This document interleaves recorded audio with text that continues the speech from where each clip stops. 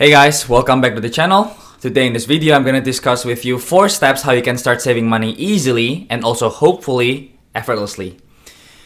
Now this is something that has worked well for me, and then I believe that it will work well for you too. I don't think there's any reason that it won't work for you guys. But give it a shot and let me know in the comment down below if it worked for you or not. If you have any other method in mind that I haven't really discussed, please feel free to share it down below so that I can learn more from you guys, and at the same time I can share it with you guys what I know about saving money. Again, this is just from my personal experience. With that in mind, let's go to step number 1, which is to start tracking your expenses. It is a very important step to know where your money goes, because sometimes you'll be surprised on how much money you spend on certain things. For example, in my case, I spend a lot of money on coffee because I like to go to a coffee shop, the local ones. They taste amazing. I always order cappuccino with some pastries here and there, some croissants. And then when I start tracking my expenses using software such as mint.com, or if you're using cash, you can just do it manually on an Excel spreadsheet or even on pen and paper. But I found out that I spend over $50-$60 a week just on coffee alone, coffee and croissants, pastries, and that might seem a small amount of money, but if I add it up for a whole year, it actually cost me thousands. So that's quite a bit of sum of money that could have been invested or saved. So try that out. Try to track your expenses, and sometimes you'll be surprised on finding out what you're spending on. Now with that, we can move on to the next step, which is budgeting. So the main point in budgeting is trying to figure out what's your priority, what's your top, expenses that you cannot avoid. For example, if you have mortgage or rent or utilities, that might be the expenses that you're not able to let go easily. It's easier to just cut off coffee than to downsize to a smaller house for cheaper mortgage or rent. On other operating expenses. Now with that, we can figure out some expenses. They are not that essential. For example, if you shop a lot at, let's say, Zara, and trying to buy the latest clothes, trying to impress people, buying some high-end shirts such as Burberry, Gucci, or Off-White, or whatever brand that is, that might have cost you a lot of money. And what you're doing is not impressing yourself, but only for people, to have a good impression on you, which I don't think is a healthy motivation.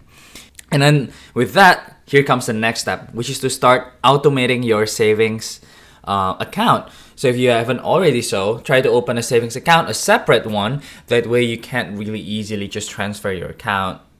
For example, if you have a Bank of America account and then you have both the checking and saving, if you're just saving in their account, then you can pretty much just do an instant same-day service, just transferring from your savings to your checking account and easily use them for shopping or splurging on dinner, whatever other expense that's not really important.